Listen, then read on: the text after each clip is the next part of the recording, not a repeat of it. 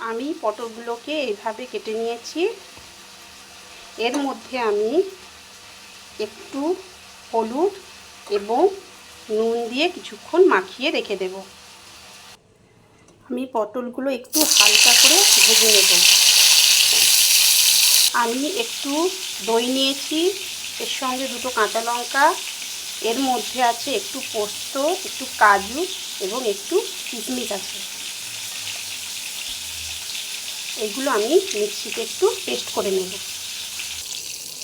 আমি হালকা করে পটলগুলো একটু ভেজে নিয়েছি, এবারে তুলে নেব। এর মধ্যে আমি সামান্য একটু জিরে দিয়ে দিলাম। ওর মধ্যে আমি একটু হলুদ দিয়ে দিলাম, অল্প পরিমাণ একটু জিরে দিয়ে দিলাম, একটু ধনে গুঁড়ো দিলাম, একটু আদা দিলাম। এরপর এতে আমি সামান্য জল দিয়ে দিলাম। এর মধ্যে আমি সামান্য নুন দিয়ে দিলাম। এর মধ্যে আমি দইয়ের পেস্টটা দিয়ে দিলাম।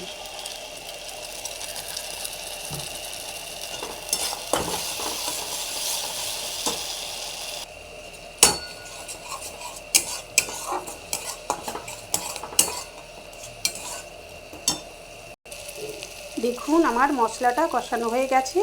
এরপর আমি এতে একটু জল দিয়ে দেব। এবার আমি একটু চাপা লাগিয়ে দেব।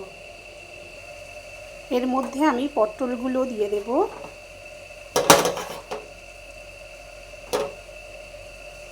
এরপর আবার আমি একটু চাপা লাগিয়ে দেব।